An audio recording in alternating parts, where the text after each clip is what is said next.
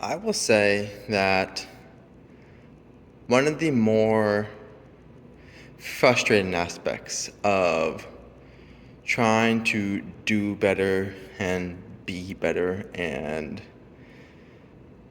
improve just your overall life as a whole, it's not easy. Like, the fact that it's going to be one of the hardest things, most likely, that you're going to have to do to rewrite and re-understand prior habits. It gets really, really difficult. Let, let me explain a little bit further. If I had to rank the amount of things that were going to be difficult, having the self-awareness to say, yeah, this is a shortcoming. This is something that I want to do better on. This is a blind spot. That takes a lot more, I think, self-awareness than we usually want to give ourselves. Like, the idea that there's always something we can work on, always something we can improve, isn't new.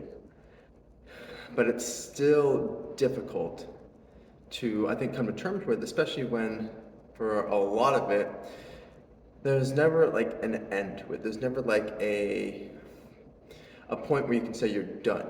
And I think that also makes it difficult because we never know when it feels like our efforts are going to be enough.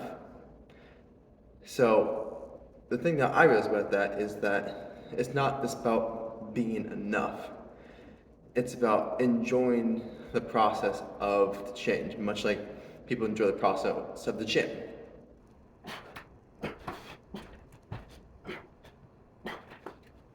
Like, if I'm being completely honest, I would say that what's probably the most enticing or the most motivating about trying to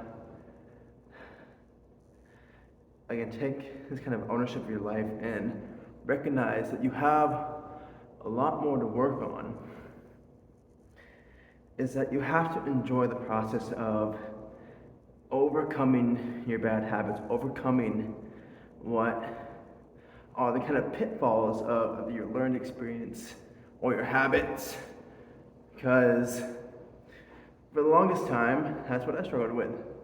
And I still struggle with it to this day because it's a continual process of trying to spot the red flags of myself, but then still relying on like my wife to also help me spot, hey, where's a blind spot of mine? Where is something that I need to put more focused effort into? And again, not easy. The best thing that I can recommend, especially in terms of enjoying the process of struggling through something, is that the most worth it things in your life, in your career, and honestly in everything, the things that most deserve your time usually are the most difficult as well. There's usually some extra layer of effort and, willpower that's needed to really make something stick. Because the way that I have kind of lived that understanding is that if there's anything worth doing, it's worth doing well, and the things that are most worth it likely won't come easy. So don't beat yourself up if you're struggling with a certain habit.